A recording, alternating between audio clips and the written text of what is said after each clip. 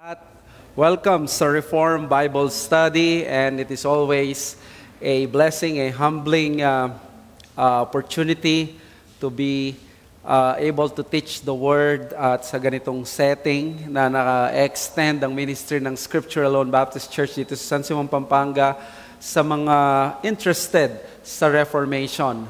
After our members, ang gusto namin na matulungan sa Reform Bible Study are those who are interested sa Reform teaching, sa Reform theology. So we hope na maging blessing itong ating pinag-aaralan na very oft-repeated questions about ngayong naging Reform na, how do we see and understand and do evangelism. That's why we are studying for 3 weeks itong marks of genuine evangelism. We started doon sa pananaw na our message over method. Secondly, bad news first before good news. And then thirdly, good news, not good life. And that is the message of Christianity. Well, kung mapapansin po ninyo mga kapatid, sa ating sa advertisement, lagi may mga tagline ng mga ine-endorse na mga products or services. For example, kung ang isang bangko gusto niya pakita na lagi niyang binibigyan ng solusyon ang problema ng mga tao, pwede niyang sabihin na we find ways. At kung sakali, pagdating sa sasakyan, lagi ine-emphasize yung pagiging reliable ng mga sasakyan nila at yung kanilang mga products. Ang hindi mo maaasahan, syempre, ay yung isang produkto ay ma-attach doon sa kabaligtaran na gusto niyang i-emphasize. For example, hindi mo naman pwedeng asahan na doon sa produkto ng sasakyan, bigla niyang bibigay na tagline ay maging equivalent to sa pagiging mabagal o pagiging sirain.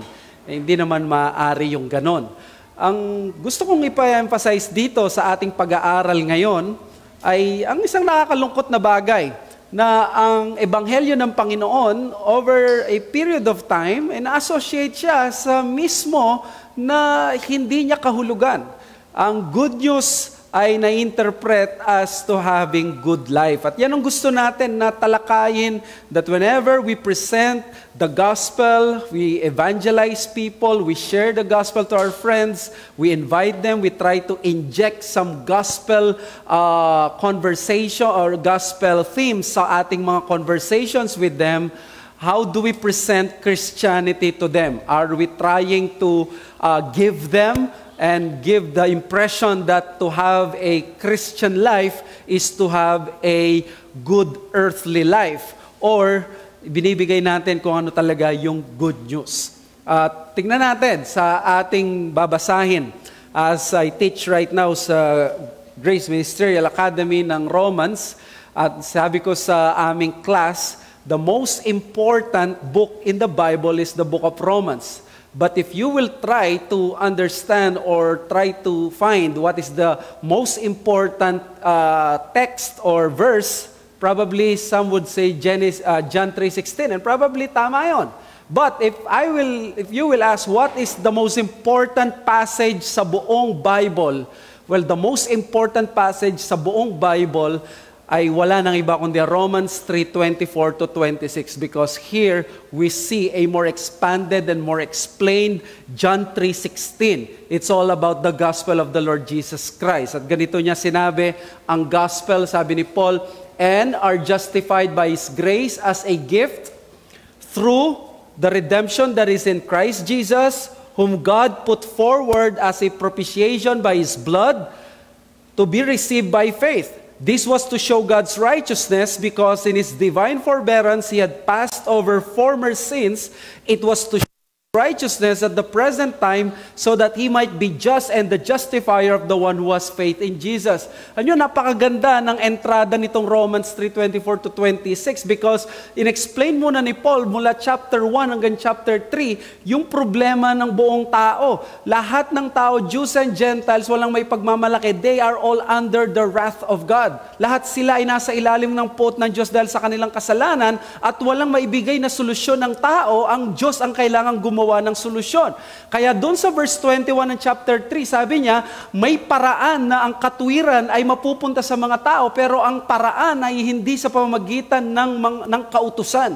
At sinabi niya dito sa verse 24, ang katuwiran ay may pagkakaloob sa pamamagitan ng biyaya bilang kaloob ng Diyos sa pamamagitan ng pagtutubos na kay Kristo Jesus. At dahil sa ginawang solusyon ng Diyos, walang makaisip na solusyon at walang kayang gumawa ng solusyon sa problema ng tao. Ang nagawang solusyon ng Diyos ay ang kaligtasan sa pamamagitan ng pananampalataya kay Kristo Jesus. At ang na-achieve nun ay dalawa. Ang sabi niya doon ay yung Diyos nanatili siyang just, nanatili siyang matuwid, pero siya ay nagpawalang sala sa mga makasalanan. He was just and justifier of the one kung sino. Hindi yung gumagawa ng mabuti, kundi yung may pananampalataya sa Panginoong Jesus. So, napakagandang kwento at hindi kailanman maluluma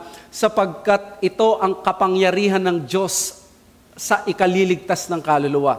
Romans 1:16. Kaya naman sa ating pag-aaral ngayon, ano ba yung good news? Ang good news ba ay magkaroon ng magandang buhay?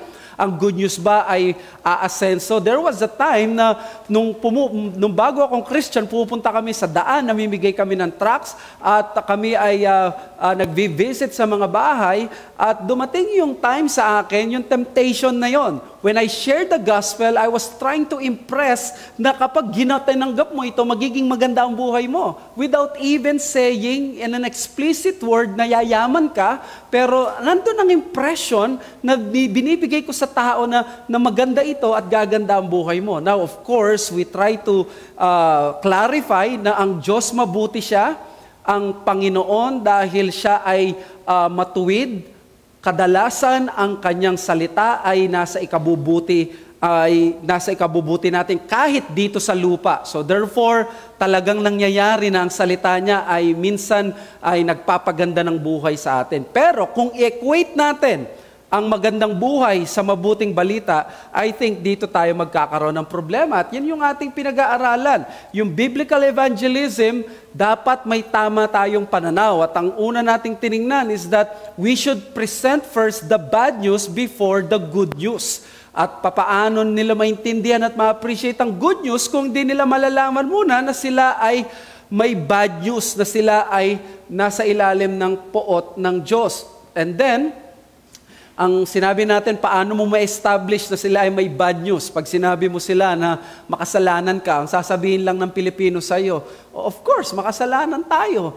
Nobody's perfect. Ang ibig lang sabihin nun ay okay lang magkasala kasi wala namang perfect. Pero ang dapat nating establish is this, the creator-creature relationship.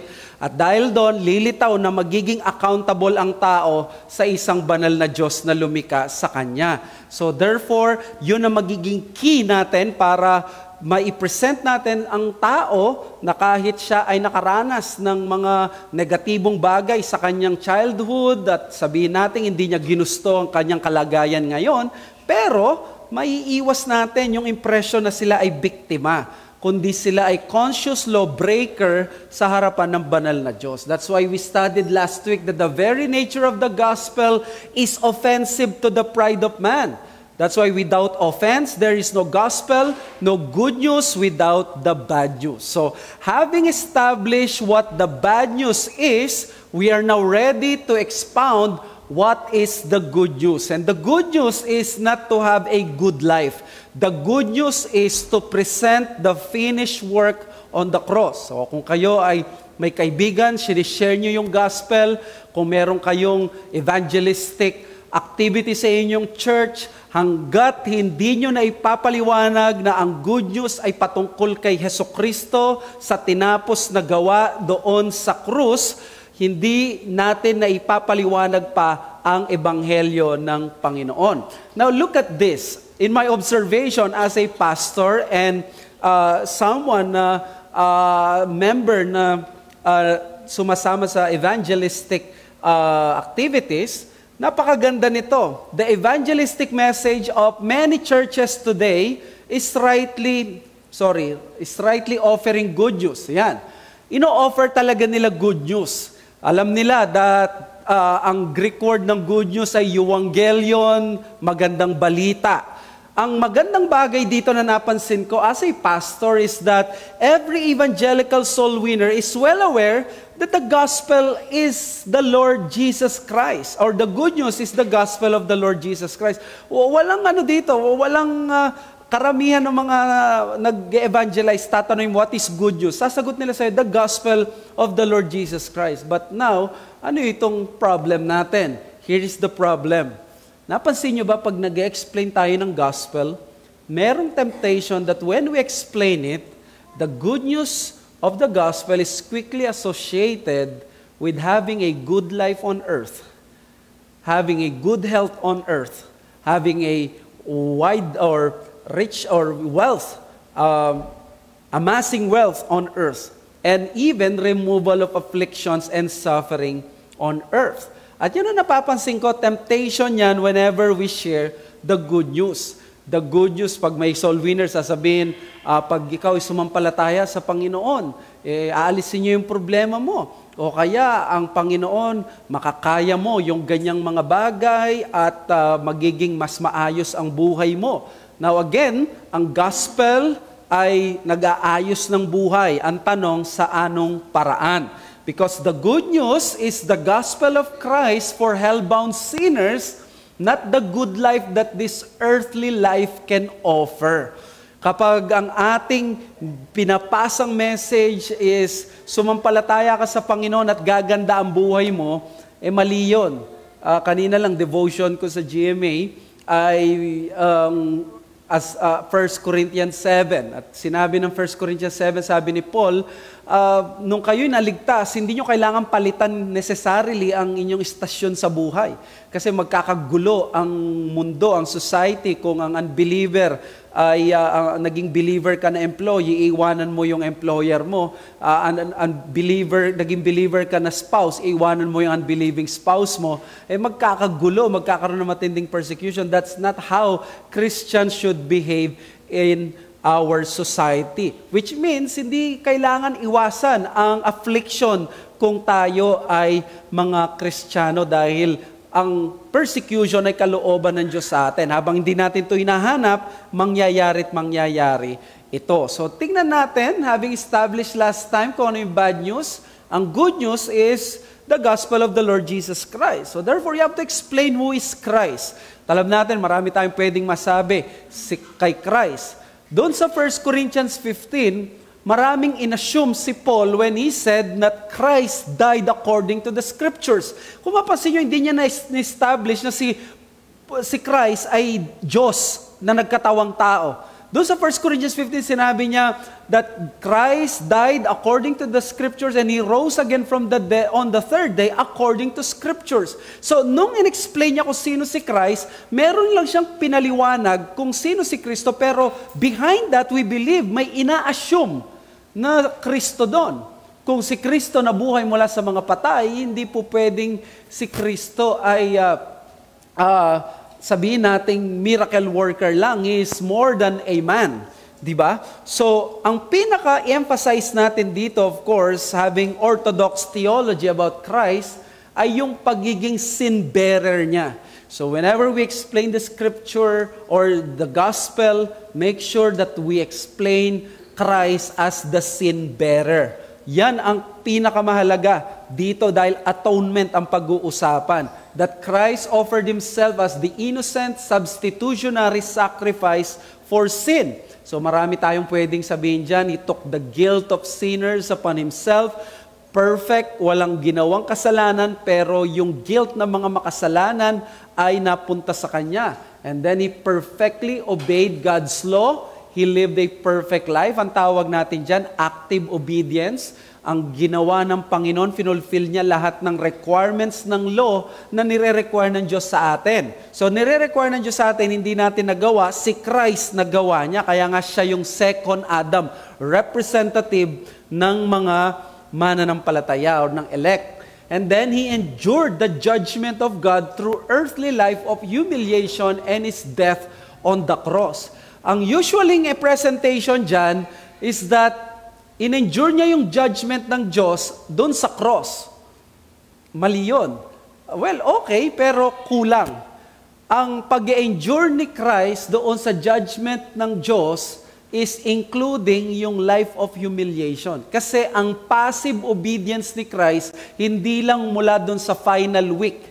Nagsimula nung nagkatawang tao siya kasi doon na nagsimula yung kanyang state of humiliation or state of suffering. Sabi ni John Murray sa kanyang Redemption Accomplished and Applied, we cannot allocate certain phases or acts of our Lord's life on earth to the active obedience and certain other phases and acts to the passive obedience. The distinction between the active and passive obedience is not a distinction of periods. It is our Lord's whole work of obedience in every phase and period that is described as active and passive, and we must avoid the mistake of thinking that the active obedience applies to the obedience of His life and the passive obedience to the obedience of His final sufferings and death. Nakita ninyo yung final word ni Murray?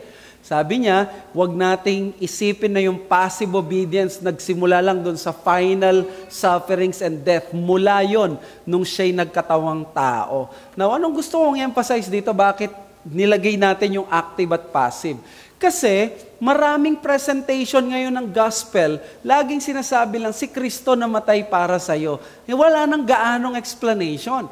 But you see, our aim is to let the person understand anong nangyari, bakit kailangan mamatay si Kristo. Bakit kailangan na siya ay perfect at hindi lang yung kailangan i-fulfill niya lahat ng kautusan. Doon mas ma-appreciate ng listener yung ebanghelyo na kailangan niya ito. At paano ma-appropriate na si Christ, kailangan din niya. Kaya ito yung pwede nating pansinin when we share the gospel. Napakarami ng mga models ng gospel presentation binibilisan pagdating doon sa atonement, which is ironic kasi yun yung pinaka-essence ng evangel. Yun yung pinaka-content ng gospel. Sabi ni Stephen Charnock sa kanyang works, eto yung ipapakita niya kung paano nangyaring si Christ, no? Niloob ng Diyos na siya ay mamatay, niloob ng Diyos na siya ay mahirapan para sa ikaliligtas natin. Sabi ni Charnock, He was desirous to hear Him groaning, the Father, no? And see Him bleeding, that we might not groan under His frowns and bleed under His wrath. He spared not Him, that He might spare us, refused not to strike Him, that He might be well pleased with us, drench His sword in the blood of His Son, that it might not forever be wet with ours, but that His goodness might forever triumph in our salvation. He was willing to have His Son made man and die, rather than man should perish, who had delighted to ruin himself. He seemed to degrade him for a time from what he was. Hindi natin kailangan word for word ma-explain ng ganito ang gospel, but make sure maintindihan ng tao kung ano yung nangyari dun sa transaction on the cross, na talagang literal na kamatayan at literal na outpouring of the wrath of God upon Christ para magkaroon ng bigat sa Kanya. At too often nagmamadali tayo whenever we try to explain this. Kaya isa sa lagi na sinisikap ko whenever I preach or teach the gospel is to emphasize not only the passive obedience of Christ, but also the active obedience of Christ. Kasi hindi kompleto ang gospel kung passive obedience lang. Kapag ang Panginoong Hesus, tinanggap lang niya yung parusa sa ating kasalanan, hindi naman siya nagkakaroon ng merit, righteousness, para siya ay makapunta ng langit ang makasalanan. In other words, napigilan ka lang na mapunta sa impyerno. But how will you be accepted to God? Magkaroon ka dapat ng righteousness, at yung righteousness na yun na-earn ni Christ. Na-earn ni Christ yun by His active and passive obedience. Yun yung ino-offer ni Christ sa mga makasalanan by faith alone. Kanina sa family worship, tinanong ko yung mga anak ko, maliligtas ba tayo sa good works? And one of them said, yes, by good works ni Christ. And she was right. Because ang good works na magliligtas sa atin ay yung work ni Christ. Let us not forget na yung ginawa ni Kristo, earned yun. Pinaghirapan ni Kristo yung righteousness na nakuha niya through His obedience to the law perfectly, and then absorbing all the penalty of the law. Kaya nga, the death of Christ for sinners is now the abiding proof of God's love for sinners. So, di ba yung bukang bibig ng soul winner, God loves you, dapat dito pa lang siya ma-emphasize. Hindi kagad bibiray natin na mahal ka ng Diyos. Probably totoo yun in a sense, pero sa panahon natin, ang interpretation kasi kapag inuna mo sa iyong gospel presentation na mahal siya ng Diyos, ang ibig lang sabihin nun sa Kanya, sa pangunawa niya sa context is God approves of whatever I do. Di ba? Parang kung mahal ako ng Diyos, dapat okay lang to sa Kanya. That's why it is not wise sa panahon natin to start the gospel doon unless sa mga ibang rare situations. So, dito, lilitaw na talagang mahal ng Diyos ang makasalanan dahil tingnan mo yung ginawa niya. Yan ang sabi ng Romans 5:8. God shows His love for us in that while we were still sinners, Christ died for us. Ang napakagandang explanation dyan ay yung word na shows, or sa King James demonstrate, that which is present tense. In other words, presently paano pinapakita ng Diyos na mahal niya ang tao. Paano niya pinapakita na mahal niya tayo? Hindi sa pamamagitan ng pagsagot sa panalangin natin, because hindi niya laging sinasagot ang panalangin natin according sa gusto natin. Hindi sa pamamagitan ng pagbibigay sa atin ng magandang kalusugan or pag-aalis sa ating mga kahirapan or mga pagsubok sa buhay. Pinapakita ng Romans 5:8 na mahal tayo ng Diyos araw-araw. Ang kanyang abiding proof na tayo'y mahal ng Diyos araw-araw ay yung nanggawa nung nakaraan na siya'y namatay para sa atin. So, bukas, mararamdaman mo, parang hindi na ako mahal ng Diyos. Ang sasagot ng Diyos, lagi kanyang ibabalik doon sa krus. Minsan, namatay si Kristo at yun ang abiding, palagian, araw-araw, every minute, every hour, na patunay na mahal ka ng Diyos. So, yun ang dapat na i-emphasize natin. Kaya sabi ni Octavius Winslow, no, who delivered up Jesus to die, not Judas for money, not Pilate for fear, not the Jews for envy, but the Father for love. So, para sa pag-ibig ng Diyos sa mga makasalanan, binigay ng Diyos, pinatay niya yung kanyang sariling anak. So, only after the law of God is presented and the sinfulness of man is established, can the love of God be understood better. Diba? Kasi kung sasabihin na God loves you, ang unbeliever, ang tingin niya good boy or good girl yan eh. I'm a good person, di ako katulad ng ibang tao. Ang lagi pa naman niyang hahanapin na comparison, na maghahanap siyang iisip siya ng tao na mas masama sa kanya. Di ba? Ay, hindi naman ako ganun kasing sama. Tapos makakaisip siya, siguro ikaw ang iniisip niya, mas masama yun sa akin, kilala ko yung ginagawa. No?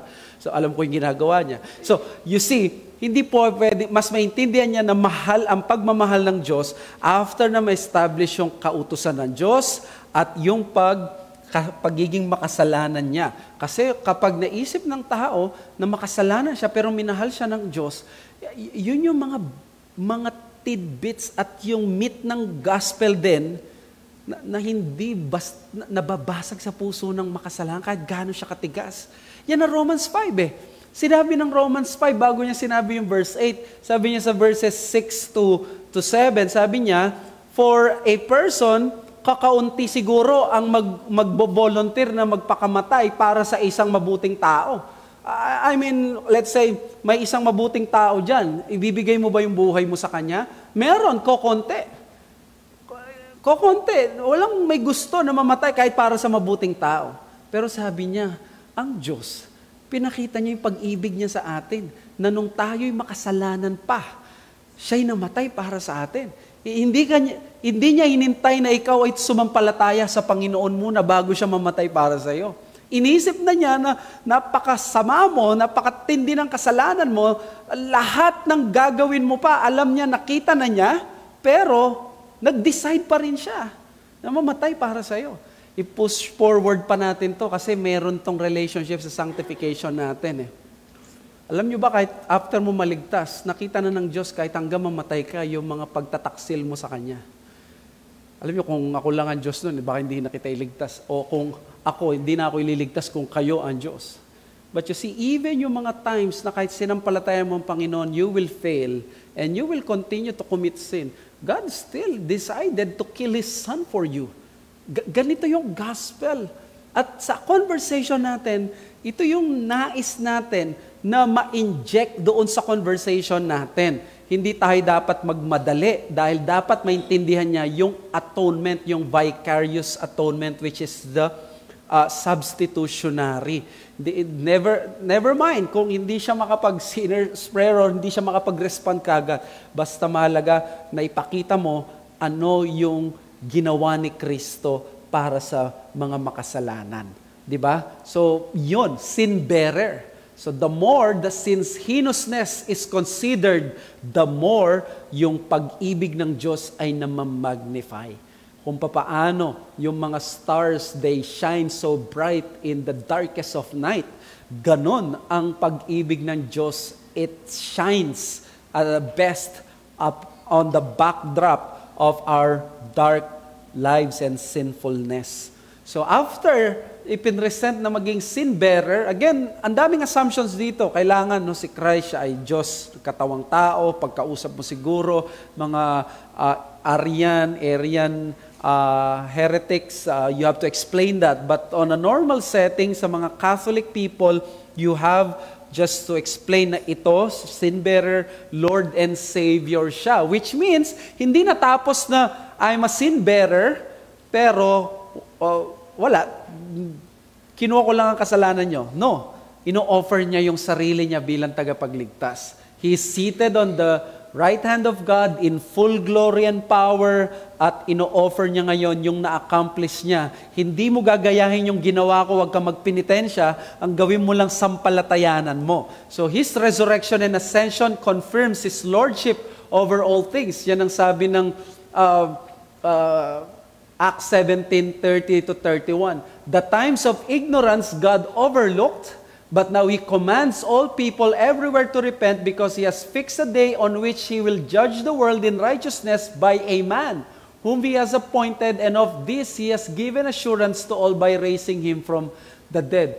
Alam niyo, napakaganda nitong first statement na to. The times of ignorance God has overlooked. Sa King James, God has winked at. Ano ba yung wink? Yung parang kinindatan, parang pinalampas. Bakit niya pinalampas? Pinalampas niya kasi kung hindi niya ito palalampasin, tapos na yung kasaysayan sa Genesis 3 pa lang. Dapat impyerno na kagad si Adan at si Eva. Pero ginawa ng Diyos, inoverlook niya muna yon. Para na sa gayon, habang nagkakasala ang tao, tinitiis niya, isang araw lalabas yung promised seed ng Genesis 3:15. At sabi niya, dumating na yon. Kaya ngayon, judgment day na ang susunod sa kalendaryo ko. He has fixed a day on which He will judge the world in righteousness by a man whom He has ordained or appointed, and He has given assurance to all by raising Him from the dead. So, sigurado ka na tagapagligtas to at siya ang nakaupo ngayon sa trono ni David kasi nag-resurrect siya from the dead. So, His lordship will be strongly displayed when He comes back again to judge the wicked. Tingnan niyo mangyayari. Ang susunod na dito ay yung kanyang judgment. Sa 2 Thessalonians 1:8 to 10, in flaming fire inflicting vengeance on those who do not know God and on those who do not obey the gospel of our Lord Jesus, they will suffer the punishment of eternal destruction away from the presence of the Lord and from the glory of His might when He comes on that day to be glorified in His saints and to be marveled at among all who have believed, because our testimony to you was believed. So, nakita nyo, ang Judgment Day ay paparating. Lord ang Panginoon, hindi lamang siya tagapagligtas. So a sinner can only be saved through the accomplished redemption of Christ, at ito yung ino-offer ngayon ng gospel. Kailangan sampalatayanan siya bilang Lord and Savior. This salvation, redemption is freely offered in the gospel of salvation by grace through faith. At yan ang sabi ng Ephesians 2:8 and 9. For grace you have been saved through faith, and this is not your own doing, it is the gift of God, not a result of works, so that no one may boast. For we are His workmanship, created in Christ Jesus for good works, which God prepared beforehand that we should walk in them. So, ang sinasabi niya dito is that ang sinner, maliligtas lamang siya by faith doon kay Christ. Bakit? Savior siya. So, Savior ang Panginoon. I happen to believe na yung tinutukoy niya na gift dyan is not only the faith, but the totality of salvation. I understand my position na the antecedent na ang gift dito ay faith, pero sa akin, ang tingin ko, yung gift dito is the whole salvation, which only implies na ang Panginoong Yesus ay tagapagligtas. So, Savior ang Panginoon. And then, siya ay Lord. His lordship is properly recognized when the sinner repents of his sin. Maganda yung dito, makikita natin yung man-centered at God-centered na uri ng suggestion lang naman ito ng gospel content or gospel presentation. Yung man-centered, ipapakita niya, no, si Christ, His Savior from selfishness, pwede rin mistakes and even hell, pero si Christ sa God-centered presentation is Savior from sin and hell. And then, sa man-centered presentation, ina-explain nila si Christ, siya yung aming joy, mawawala yung lungkot mo. Parang nag-exist si Christ for the benefit of the people. At alam nyo, magagalit si Piper sa atin pag hindi natin sinabi na Christ should be our joy. At siya talaga yung gospel. Pero in-emphasize lang natin dito yung physical benefit, yung earthly benefit. Hindi lagi na beneficial earthwise ang gospel kasi meron siya laging suffering ang gospel. He exists to gather a kingdom and receive honor and glory. Yan ang God-centered presentation ng existence ni Christ. Lord siya, di siya nagmamakaawa sa tao na tanggapin siya. May isang hymn kaming kinakanta noon, sabi niya parang ang Holy Spirit ay parang nandoon at nakikiusap, please make me your choice, parang gawin mo kung choice mo. Hindi ganun ang presentation ng Bible sa Holy Spirit. The Holy Spirit is the regenerating agent of God. And then His death is predominantly explained than His life. Napansin mo, ang explanation lagi nung sa man-centered is that Jesus died. Good, pero not enough. Kaya nag-appeal ako sa inyo, whenever you explain the gospel, explain na Christ also fulfilled the law for His elect, for His people. Kasi kailangan ma-perfect natin ang law. Kasi yun, doon nakatali yung ano natin yung ating pang-unawa na we are sinners because we failed the law. We broke the law. At yun ang dapat natin emphasize. So, dito sa God-centered, lagi sinisikap niyang ipakita yung death at yung kanyang life of obedience are equally important. And then, he emphasizes His priestly office, which is Savior ang Panginoon. Pero dito, yung triplex munus, or munus triplex ang ine-emphasize sa God-centered, that He is our King, Priest, and Prophet. So, kingly, prophetic, priestly office, nandyan siya. Kaya emphasize dyan yung lordship ni Christ. Kaya ang mga reform, pinagtanggol nila yung lordship salvation, not saying na merong added work sa salvation, but that if Christ is your Savior, hindi pwedeng optional ang pagiging Lord. Kaya yan ang gusto nating emphasize. Sa man-centered, lalo na sa mga hindi Calvinist, ang emphasis is pwedeng ang pagiging Lord ay sequential. So, pwede mong tanggapin ngayon Savior muna, pero hindi mo muna siya Lord. Pero another step ng discipleship, if you were to have level 2.0 sa discipleship mo, you will accept Jesus as Lord. Again, not all ganito, pero at least I know of some na ganito yung tinuturo. Pero sa atin, we believe, yung attitude of trust, fiducia, and submission to Christ's Lordship is not optional pagdating sa kaligtasan. Dapat si Kristo, whenever you receive Him as Savior, you receive Him as Lord. Okay? So, ayan, sabi ni Paul Washer, almost every classical theological work on the cross of Christ identifies and explains these truths through such doctrine as atonement, penal substitution, imputation, propitiation, and expiation.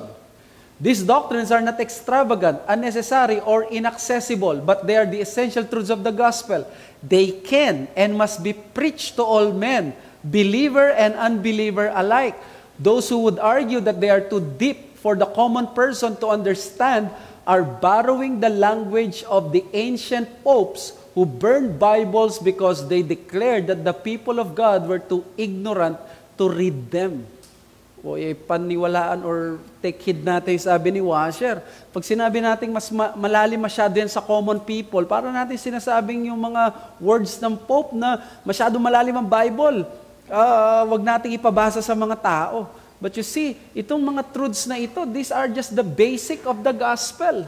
Pero sa atin, whenever there is soul winning or evangelistic teaching, hindi gaano ine-emphasize to.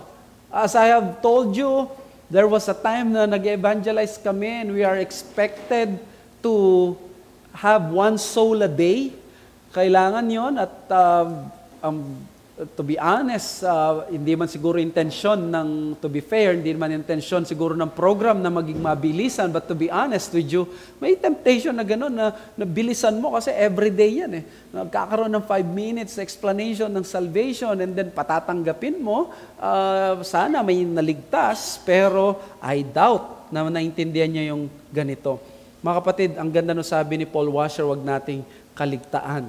It must be preached to all men. Essential truths ito.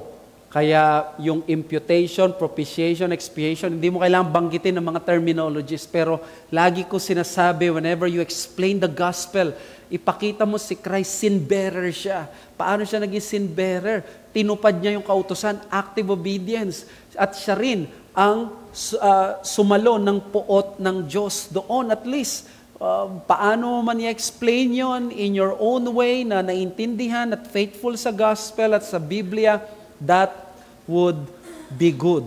Sino nga ba nagsabi lately na kung ikaw daw kaya mong umorder sa Starbucks ng fancy na name nila na one hot venti, caramel macchiato, or kung anumang mga fancy names nila, kaya mo rin na ma-encounter at mapag-aralan itong mga ganitong terminologies. Okay?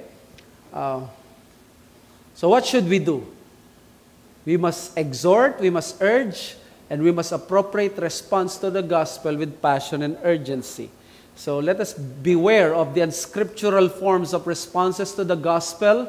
Ito yung mga unscriptural forms, pinapataas ng kamay, dinidictate ang prayer, other external acts. Now, again, lagi namin sinasabi, hindi tayo against sinners praying to the Lord to be saved. What we are against is yung sinner's prayer na actually ang equivalent is dictated prayer.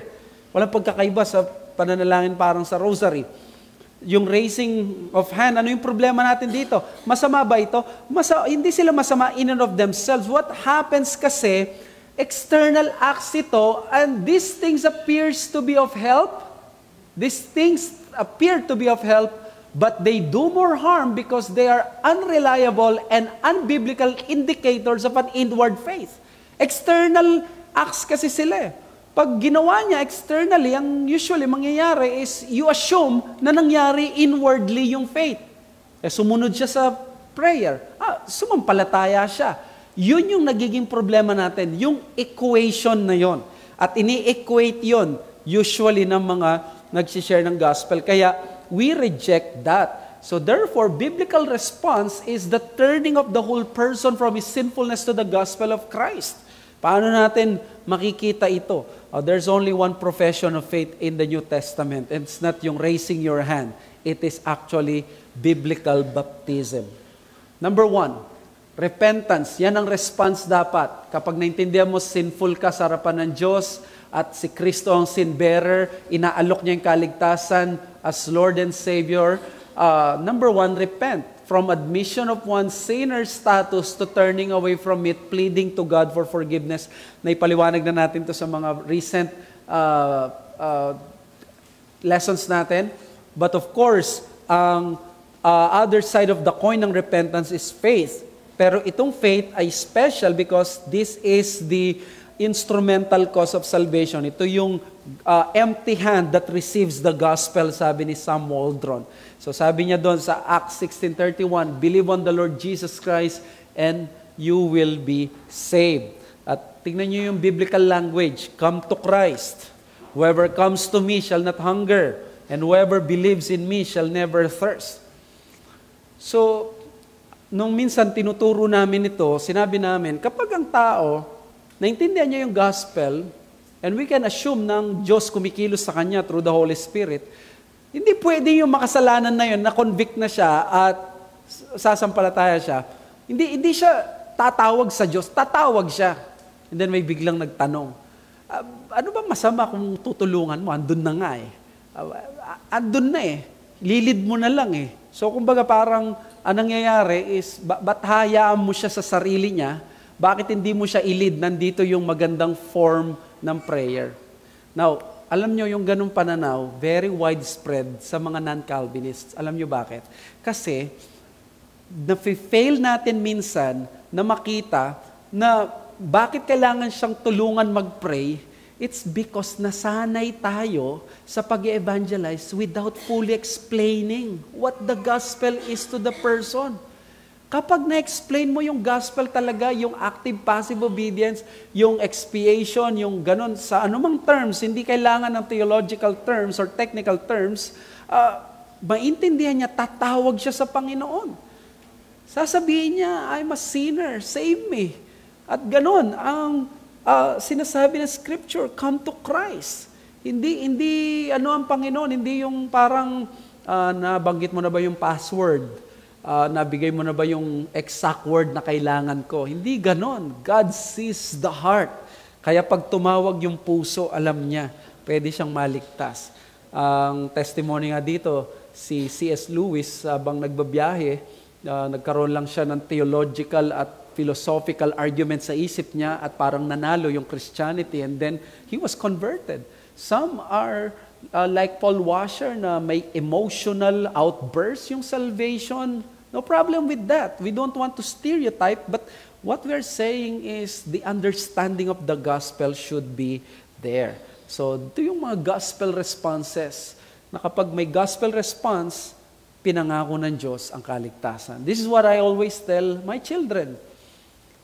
Pag sabi ng Panginoon, sumampalataya ka sa Kanya, sumampalataya ka, hindi ka lolokohin.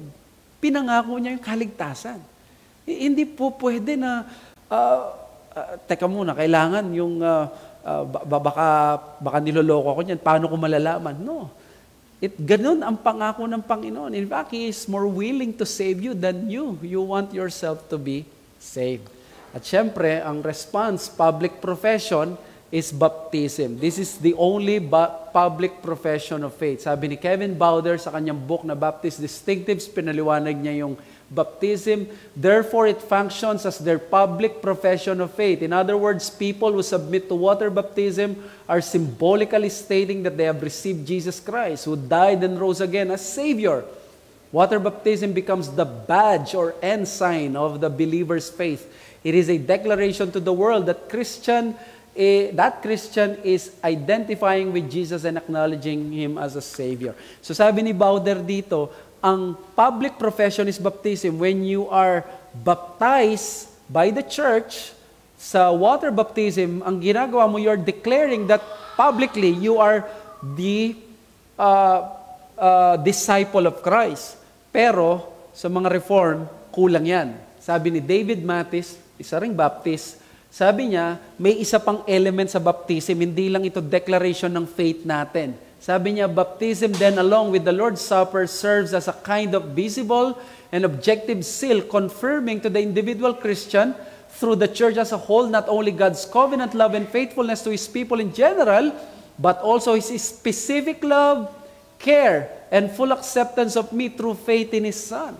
So ang baptism, hindi lang pala declaration ng faith natin that we are disciples of Christ, but the baptism is also the declaration, public declaration of God that He owns you. Kino-consider ka niya as His own. So this is not only the public profession of faith, but this is also the public profession of God na pag-aari ka niya. So ito yung table. Some contrast in gospel content, the view of response to Christ, may invitation waiting to be accepted now. Sa God-centered, there is loving command. Now you have to obey. You have to, sabi ng 2 Thessalonians 1, who does not obey the gospel, kailangan may call to repent of their sins. And then our choice is the basis for salvation. God responds to our decision. And then God's choice is the basis for salvation. We respond to God's initiative. And then we give mental assent to the truths of the gospel, decision. Pero dito we respond with our whole person, saving faith always accompanied by repentance. So mabilis na application. Meron pa pala. So saved by faith alone, repentance omitted, for it is thought of as works. God-centered is saved by faith alone, saving faith always accompanied by repentance. And then assurance of salvation comes from a counselor using the promises of God and pronouncing the new believer saved. Ang assurance of salvation comes from the Holy Spirit applying biblical promises to the conscience and effecting a changed life. And then man-centered sinners have the key in their hands. Sa God-centered, God has the key in His hand. So application number 1, we must trust the power of the gospel unto salvation and not any program or modern methodology. Again, message determines the method. Evangel determines the method. If the message is the gruesome death of Christ for sinners, then no method that removes the message of self-humiliation and suffering should be used. Kung ang message natin, kamatayan ni Kristo, hindi po pwede na yung method natin, tinatanggal niya o dinadownplay niya yung death ni Christ. And then, the good news is Christ died for sinners, not Christ offers a good or best life now here on earth. And then number 2, recognize our God-given calling with its limitation. Preacher ka, soul winner ka, praise the Lord, but you cannot give assurance of salvation. We just proclaim the gospel and persuade men. It's the Holy Spirit who convict men of sin. Failure to understand this will lead to manipulation, which is not conviction. Ang sinasabi po dito, yung assurance of salvation, hindi tayo nagbibigay. Ang tao, magkakaroon siya ng assurance of salvation doon sa promises ng gospel. But of course, we can say na sino mo sumampalataya ay anak ng Diyos. But you are not giving assurance dahil nag-pray siya, pero doon sa pagsampalataya niya. At alam mo, sumampalataya siya kasi magpapabaptize siya or magkakaroon ng bagong buhay. Hindi dahil sumunod siya sa dictated prayer. And number 3, labor must not in securing a decision, labor most not in securing a decision for Christ from the sinner, but in explaining well the sacrifice of Christ and His glory and beauty. Yan ang dapat natin, no, gawin. Hindi yung magkaroon ng desisyon, magkaroon ng result, And then number 4, let us rely more on the biblically tested methods of the apostle, and that is the pure proclamation of Christ, no matter how popular man-centered methods are now today. Let me quote J.I. Packer sa kanyang sovereign evangelism and sovereignty of God. There's only one means of evangelism, namely the gospel of Christ, explained and applied. There's only one agent of evangelism, namely the Lord Jesus Christ. There's only one method of evangelism, namely the faithful explanation and application of the gospel message. So, ang good news of Christ is much, much better than the offer of a good life here on earth.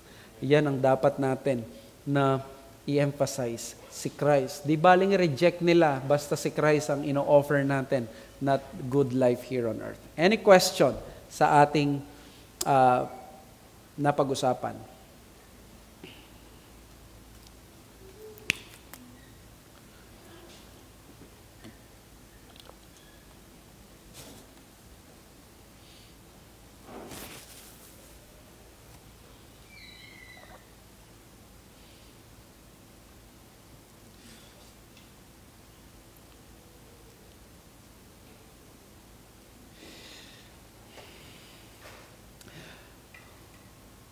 Batiin natin yung mga hindi na muna taga rito.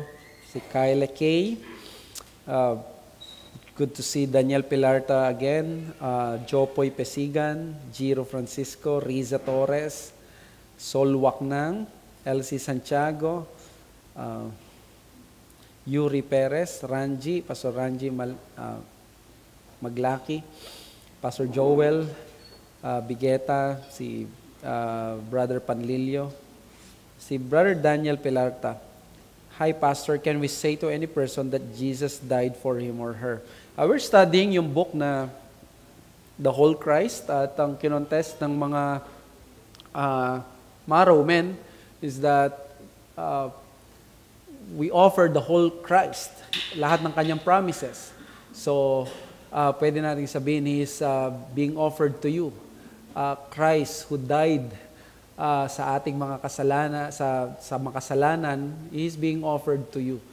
Pero I am refraining to say na sa mismong tao na Christ died for you explicitly. But pwede nating i-rephrasing lang na Christ is being offered to you as one who died and rose again for sinners.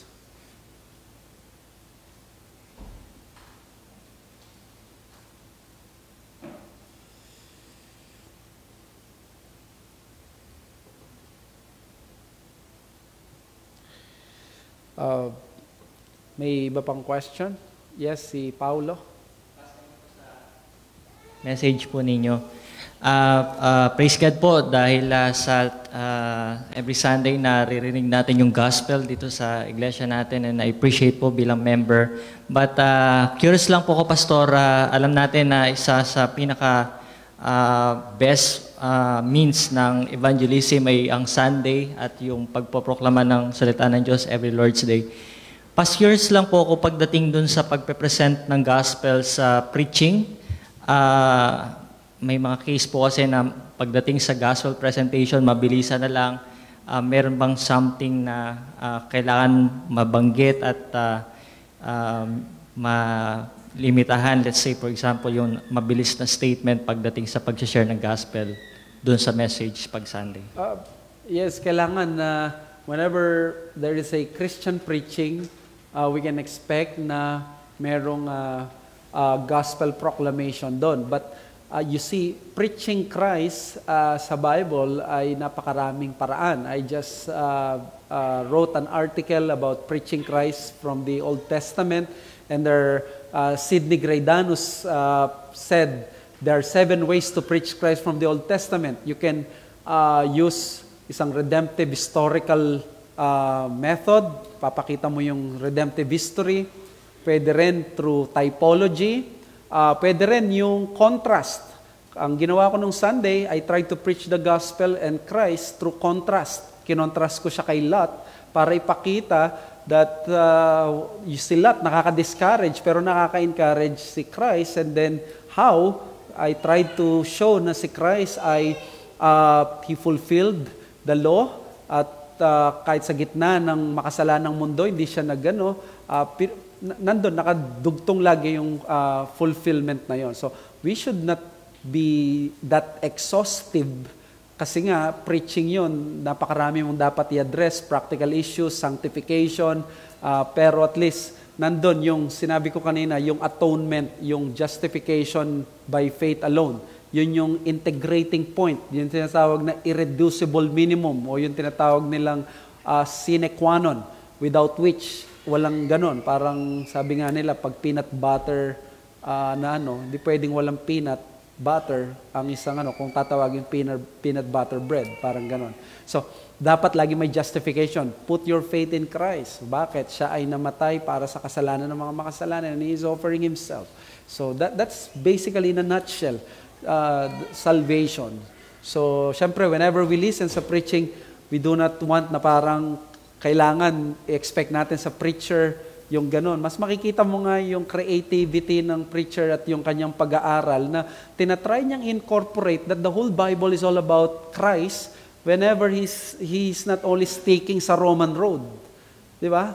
Na pinakikita, pwede palang ipakita si Christ through contrast. Pwede pala siyang ipakita through typology.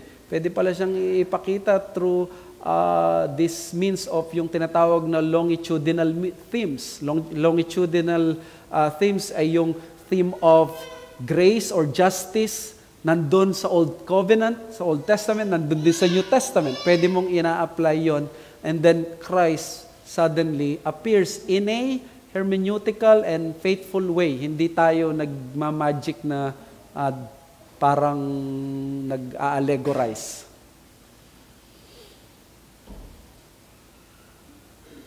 Siguro last question na to kay Elisha Balahadja. Yung mga tracks po namin, may sinner's prayer, di po magamit.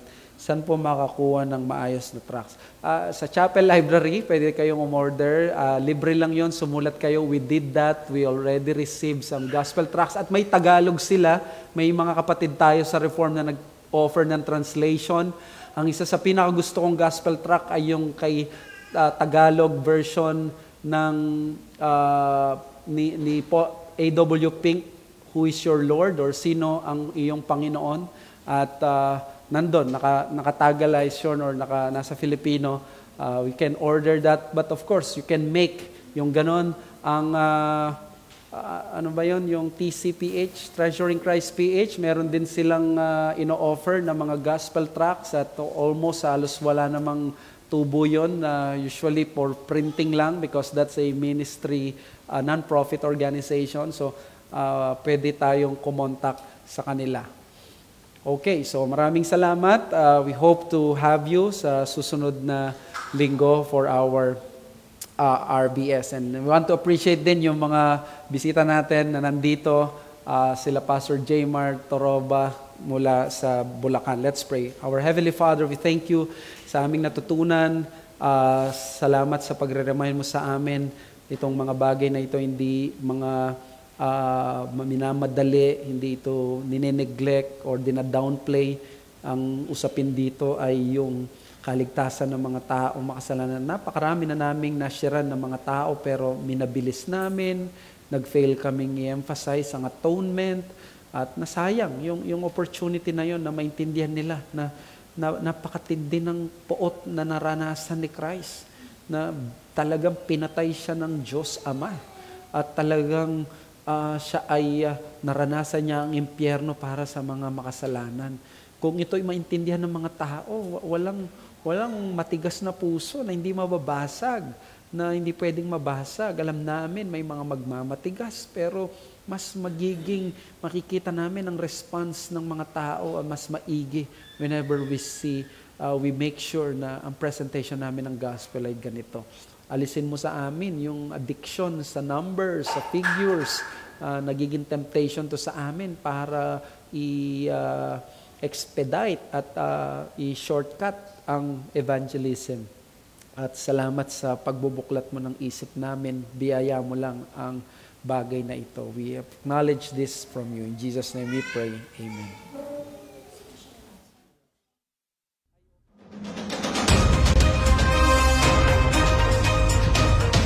maganda yung marami pero dapat hindi ma-compromise yung understanding because our aim is to let the gospel be understood by sinners. Method ninyo sa amin.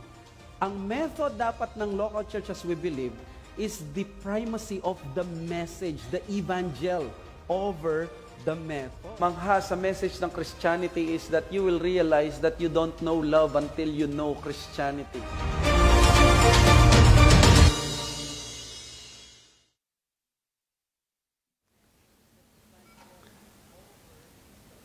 Okay na? Tapos na? Okay.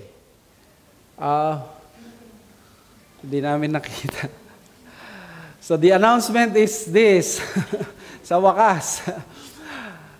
Finally, after 5 years, ang aming church po, Lord willing, ay magkakaroon ng first ever post-pandemic na Reformation Conference. We have had conferences 7 or 8 times since 2012, and now, Lord willing, we are prepared as a church to give to you what we will call RBS Conference, the Reformed Bible Study Conference, and it is slated in June 2024. So 5 or 6 months from now, we hope to see you in person, and we will give you, of course, the details. Please help us pray for this big event sa church namin and for the Ministry of Reformed Bible Study PH. Pray for everyone na nasa likod ng ministry na to. Magandang gabi at maraming salamat po.